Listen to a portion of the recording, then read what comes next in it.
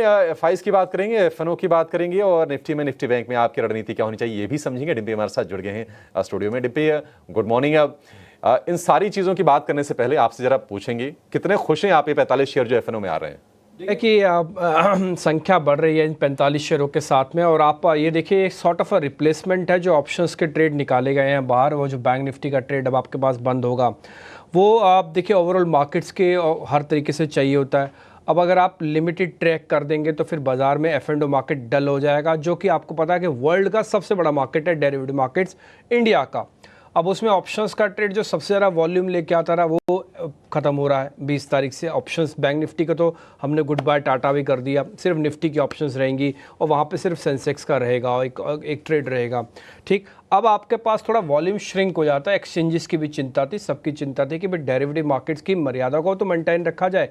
तो ये number of shares 45 share एक साथ एफ एंड ओ में जोड़ दिए गए। मैंने कभी नहीं सुना कि 45 शेयरों को एक साथ जोड़ा गया है। ये 45 शेयर की संख्या करीब 25% of the total F and O market की बनती है स्टॉक्स की, क्योंकि करीब 190 शेयर हैं एफ एंड ओ में, प्लस माइनस 2-4 ऊपर नीचे चलते रहते हैं, इन और आउट होते रहते हैं। जैसे जी एंटरटेनमेंट रिसेंटली बाहर हुआ होगा, आपको याद भी था। तो ये 45 नए शेयर जुड़े हैं। और दूसरी इंपॉर्टेंट बात, इन 45 शेयरों की जब मैं कैटेगरी चेक कर रहा था ना, ज़्यादातर कैटेगरी में से ऐसे स्टॉक्स हैं जो कि निफ्टी 50 के काउंटर्स नहीं है। ऑलरेडी निफ्टी 50 काउंटर्स तो पहले से एफ एंड ओ में थे, तो ये नॉन निफ्टी 50 काउंटर्स हैं। तो इसका मतलब ये है कि बाजार का दायरा थोड़ा थोड़ा मिड कैप की तरफ भी एफ एंड ओ के अंदर आ गया। एफ एंड ओ के फायदे और नुकसान क्या होते हैं मैं आपको सामने जल्दी से बता देता हूँ।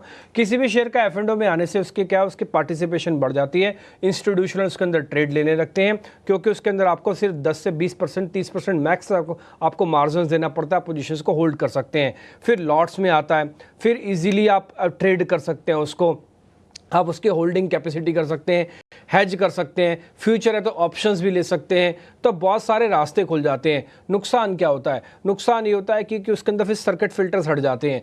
अभी आप 20% तक किसी शेयर्स को तोड़ेंगे मैक्सिमम, लेकिन एफ एंड ओ में आ गया तो 40% भी एक दिन में साफ हो सकता है। इसी तरह के छोटे मोटे और नुकसान भी रहते हैं कि आपकी वॉलिडिटी अपने आप में हेज होने लगती है। जो शेयर एक फ्रीडम से चलता था उसको एफ एंड ओ में शॉर्ट भी किया जा सकता है अब। तो ये सारे फायदे नुकसान के साथ इस शेयरों के एफ एंड ओ के अंदर एंट्री हुई है। खुशी है, अच्छा लग रहा है, ट्रेडर्स को एक अच्छा प्लेटफॉर्म मिल रहा है, लेकिन फिर भी समझ अपनी जगह पर है। समझ से काम कीजिएगा, नहीं तो 45 शेयर आपके दोस्त कम दुश्मन ज़्यादा बन जाएंगे अगर आपने समझदारी खो दी तो। निश्चित तौर पर जब ये इम्पॉर्टेंट टेक अवे, और इनफैक्ट ये 45 शेयरों की सूची जो है इस पर भी ड्यूरिंग द सेशन हम एक नज़र रखेंगे और किन तरह के सेंटिमेंट्स वहाँ से निकल कर आ रहे हैं इस पर भी नज़र रहेगी। लेकिन इस वक्त अगर देखें एफआईएस की बिकवाली का दौर जो है वो जारी ही देखने को मिल रहा है। कल के सत्र में भारी गिरावट मार्केट में देखा, भारी गिरावट भी एक छोटा शब्द हो जा रहा है, क्योंकि अब हर रिकॉर्ड को तोड़ते हुए बाजार जो है कहीं से भी रिस्पाइट नहीं दिखाता। कल सुबह हमने देखा फ्लैट टू नेगेटिव स्टार्ट होता हुआ देखने को मिला। बुल्स पूरी तरह से सरेंडर करते हुए डिम्पी 200 डीमा को टच ही नहीं बल्कि वायलेट भी किया। अब निफ्टी में जिन्होंने पोजीशंस बनाकर रखी है उनके लिए स्ट्रैटेजी क्या बनाकर चलनी चाहिए? देखिए मैं दोनों चीज़ों को एक साथ जोड़ूंगा, और ये बात मानसी शायद आप तो थे कार्यक्रम में काफ़ी समय से, आपको तो याद भी होगा, हमने ये बात हमेशा से रखवाई है दर्शकों के सामने कि अपने एक कॉर्नर ऑफ योर माइंड, अपने दिमाग के एक हिस्से में ज़रूर मान के चलो कि आप 200 दिनों के एवरेज को टेस्ट करने के लिए जाओगे, क्योंकि जो फॉल था ये सीवियर फॉल में से एक था और आपको back to back data support नहीं मिला। देखिए मैं सुबह से शाम तक अगर किसी चीज़ को, मार्केट्स को हम देखते हैं तो हम सिर्फ डाटा ड्रिवन देखते हैं। मेरे कान में आप 10 बातें डाल दो, मैं फ़िल्टर करके सारी बातें बाहर निकाल दूंगा, सिर्फ फैक्चुअल डाटा को पकड़ लूँगा उसमें से ही। तो हमारा काम सिर्फ फैक्चुअल डाटा को चेकआउट करके सारी चीज़ें रखना है। कोई भी एक लेवल भी मेरे को ऐसा नहीं दिख रहा था जिससे मेरे को एक कहने में परहेज़ हो या मेरे को झिझक हो या मेरे को परेशानी हो कि बाज़ार अपने 200 दिनों के एवरेज को टेस्ट नहीं करेगा। और ये बात हम आज से नहीं कर रहे हैं, ट्रस्ट मी, ये बात मैं 24/400 से भी कर रहा हूँ। अगर किसी को यकीन ना तो भले 10 दिन पुराना भी यूट्यूब का एक वीडियो उठाइए, तब भी हमने हर रोज़ ये बात बोली है कि आप 200 दिनों के एवरेज को टेस्ट कर सकते हो। वजह बहुत साफ़ है, मार्केट के अंदर back to back follow buying नहीं आ रही। ऐसा नहीं है कि मार्केट आपको अपॉर्चुनिटी नहीं देता। मार्केट ने डोनाल्ड ट्रंप की जीत लाके आपको 2 दिन शॉर्ट्स कवर करवाए थे, लेकिन वो शॉर्ट कवरिंग सिर्फ एक खेल भर रह गया। उसके बाद फिर से शॉर्टिंग हुई और बहुत एग्रेसिव थी, आप संभाल ही नहीं पाए। ये शॉर्ट कर कौन रहा है? ये शॉर्ट का एफआईज कर रहे हैं, या ये शॉर्ट इंस्टीट्यूशनल बुक्स कर रही हैं, या ये शॉर्ट कोई और कर रहा है। देखिए, मैं इस बीच ये बोलूँगा कि एफआईज के अलावा कुछ और अकाउंट्स भी हैं जहाँ से बुक्स की सेलिंग हो रही है। ये एक्चुअली में एक सपोर्ट एरिया थे जो कि टूटने के बाद वो बाय डिफ़ॉल्ट उनको बेचना है। एग्जाम्पल के लिए मान लीजिए किसी का पोर्टफोलियो डिज़ाइन ऐसा किया गया है कि 24,000 उसका एक स्टॉप लॉस था।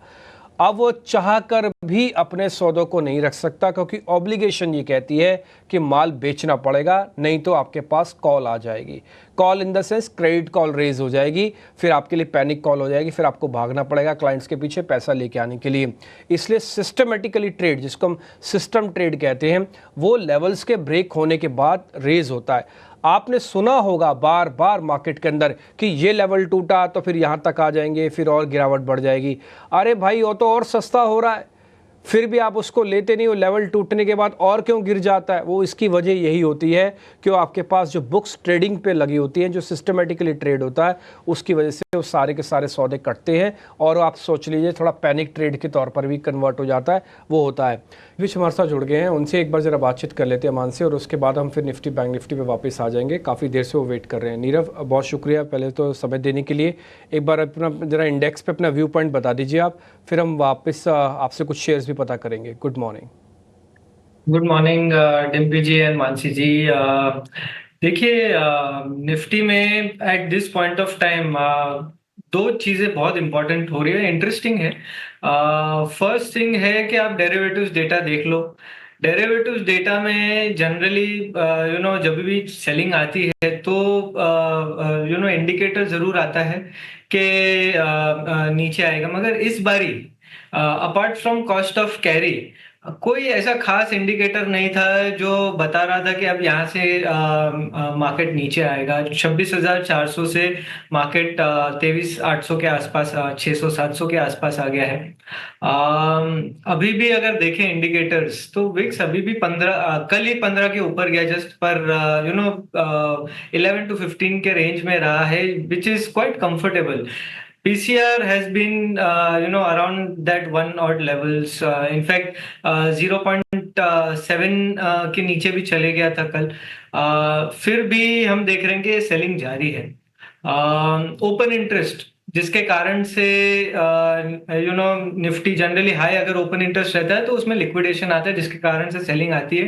तो ओपन इंटरेस्ट भी हाई नहीं, तो ये सारे इंडिकेटर्स पॉजिटिव थे, मगर निफ्टी नीचे आई, तो दैट इज वन थिंग। मगर अगर टेक्निकल बेसिस पे देखें तो टेक्निकल बेसिस पे बहुत सारे इंडिकेटर्स थे। फर्स्ट इंडिकेटर ऐसा था 50 डे मूविंग एवरेज ब्रेक होना। ये 50 डे मूविंग एवरेज जो है, पिछले 1-1.5 साल की जो रैली थी, वो रैली में हमेशा सपोर्ट दिया है। 50 डे मूविंग एवरेज ने हमेशा वहां तक गया है निफ्टी, और वहां से अच्छा बाउंस खाया था। तो पहली बारी है जो डिसाइसिवली ब्रेक किया है निफ्टी ने 50 डे मूविंग एवरेज। तो that was the first indicator, और उसके बाद लगातार इंपॉर्टेंट सपोर्ट्स ब्रेक करते जा रही थी। अब निफ्टी आई है 200 डे मूविंग एवरेज के पास में। 200 day moving average generally longer term up trend का एक बहुत इंपॉर्टेंट सपोर्ट रहता है, और मेरे हिसाब से Nifty will respect this level. May be आज नहीं तो कल एक अच्छा रिवर्सल आपको जरूर दिखेगा, ऐसा मुझे लगता है, पर वो शॉर्ट टर्म इन नेचर होगा। अभी के लिए तो ऐसा लगता है कि यहाँ से आपको बाइंग करनी चाहिए from a 2 to 3 day perspective. नीचे में 23,400 बहुत बढ़िया सपोर्ट है, वो स्टॉप लॉस आपका होना चाहिए। यहाँ से 250 पॉइंट का सपोर्ट है निफ्टी में इन टर्म्स ऑफ फ्यूचर, तो वो आपका सपोर्ट होना चाहिए, और स्टॉप लॉस भी होना चाहिए। और मेरे ख्याल से ये जो बाउंस आएगा, वो बाउंस एटलीस्ट ये जो ओवरऑल फॉल है, वो फॉल का 38.2 या 50% रिट्रेसमेंट तक जाना चाहिए, तो which generally comes to around 24,200 to 24,500 odd levels. तो वहां तक मुझे लगता है कि एक छोटा सा बाउंस आ सकता है। I would be a buyer in this time, at least in the Nifty. ये रही निफ्टी की बात। बैंक निफ्टी में देखिए, पूरा जो लास्ट 1.5-2 महीने में फॉल आया है, वो पूरे 1.5-2 महीने का फॉल में बैंक निफ्टी अच्छा पकड़ के रखा था, कल जाके ब्रेकडाउन दिया है। अब कल जाके ब्रेकडाउन दिया है, मगर वीकली क्लोजिंग बेसिस पे अगर 50,400 का लेवल बचा लेता है तो वापस इसमें बाइंग आ जाएगी। मगर अगर नहीं बचा पाता है, आज वीकली क्लोजिंग है, तो आज अगर नहीं बचा पाता तो अगेन नेक्स्ट वीक से ये ड्रैग करेगा इंडेक्स को, निफ्टी को भी, और प्रोबेबली नीचे में 49,200 49,000 तक आ सकता है। सो अगेन मिक्स्ड इंडिकेटर्स अभी के लिए। I would only be a buyer in Nifty. Bank Nifty में वेट एंड वॉच अप्रोच रहेगा। वेट एंड वॉच वाला अप्रोच रहेगा। और देखिए 5 सत्र में बाजार गिर चुके हैं। निफ्टी की बात करें तो 5 सत्र में 850 900 अंकों के आसपास की गिरावट आ गई है। और थोड़ा कॉशियस आपको इसलिए भी रहना है क्योंकि 3 दिनों का लंबा वीकेंड है, कल भी छुट्टी है, जैसा कि मानसी आपको बता भी रही थी थोड़ी देर पहले। तो वैसे भी थोड़ा सतर्क रहना चाहिए। ठीक है, ये आपके लिए रणनीति होगी इंडेक्स की, निफ्टी की और निफ्टी बैंक की। लेकिन नीरव, ये बताइए कि स्टॉक्स में कहां पर मौके बन रहे हैं? क्योंकि कल हम जब बातचीत कर रहे थे ना, तो तमाम हमारे एक्सपर्ट्स थे जिनकी तरफ से बिकवाली की कॉल यानी कि शॉर्ट के सौदे आ रहे थे। आप बताइए, आपकी नजर आज कहां पर है और आपको मौके कहां पर दिख रहे हैं? अभिषेक जी, वो लाजमी भी था। शॉर्ट के सौदे, कल जो सेलिंग थी, indicators were positive but most of the stocks were under selling pressure. Almost सब 3-4% डाउन थे। सो यस, कल सही था वो। पर अभी का जो सेटअप है वो देखते हुए I would like to take a chance on buy calls. और मेरे आज के लिए जो ट्रेडिंग कॉल्स रहेंगे, दोनों बाय साइड में है। एक है डीवीज लैब। ये एक स्टॉक है जिसमें 3-4 साल का एक ब्रेकआउट आया था राउंडिंग फॉर्मेशन का, और लगातार उसके बाद higher top higher bottom formation बन रहा है। स्टॉक अभी सपोर्ट के पास में आ रहा है। एक मल्टीपल सपोर्ट जोन है ये स्टॉक का, अराउंड 5690 और लेवल्स, और 50 डे मूविंग एवरेज भी है around the same level. So current level से आप बाइंग कर सकते हैं। अगर नीचे खुले, नीचे में भी बाइंग करें। 5650 का आपका स्टॉप लॉस रहेगा। ऊपर में आई बिलीव 6000 तक इसमें अपसाइड आ सकता है, तो आपका टारगेट बनेगा। दूसरा जो स्टॉक मुझे अच्छा लगता है वो बीपीसीएल है। बीपीसीएल में देखिए, मेरे हिसाब से ओएमसीज में आफ्टर अ बिग ब्रेकआउट एक लंबा कंसोलिडेशन चल रहा है, at least from a point of view of BPCL and HPCL. IOC में ब्रेकडाउन आ चुका है। सो बीपीसीएल में अच्छा सपोर्ट है अब 303 का। Looking at crude which is coming down, इसको अच्छा सपोर्ट मिल सकता है। यहाँ से अच्छी बाइंग आ सकती है स्टॉक में। वॉल्यूम भी थोड़े ड्राई हो चुके हैं, रिवर्सल का सिग्नल है। करंट लेवल से आप बीपीसीएल भी खरीद सकते हैं। आई बिलीव स्टॉप लॉस इसमें 295 का रहेगा। एक छोटा सा अपसाइड 325 तक इसमें आप देख सकते हैं आने वाले 2-3 दिनों में। बिल्कुल, नीरव छेड़ा की तरफ से 2 कॉल्स खरीदारी की, और बाजार के इन सेंटिमेंट्स में भी वो स्टॉक्स चुनकर वो लाए हैं जहां पर मौके ढूंढे जा सकते हैं। इनफैक्ट डिविज लैब की अगर बात करें, नतीजों के आने के बाद ब्रोकरेजेस के भी रेडार पर डिविज लेबोरेटरीज रहा। रेवेन्यू और साथ ही प्रॉफिट के फ्रंट पर अच्छे खासे नंबर्स देखने को मिले थे। लेबोरेटरी, डायग्नोस्टिक और हेल्थ केयर स्पेस की लगातार हम बात करते भी हैं एज डिफेंसिव्स। ये बाजार को संभालने का काम करते हैं, और ऐसे में जो चुनिंदा काउंटर्स उस लिस्ट में डिविज लैब ऑफकोर्स होना चाहिए, क्योंकि प्रॉफिट्स के फ्रंट पर अगर देखें 47% का इजाफा देखने को मिला था जब नतीजे आए। साथ ही रेवेन्यू के फ्रंट पर भी हमने 22-23% की तेजी ही देखी थी।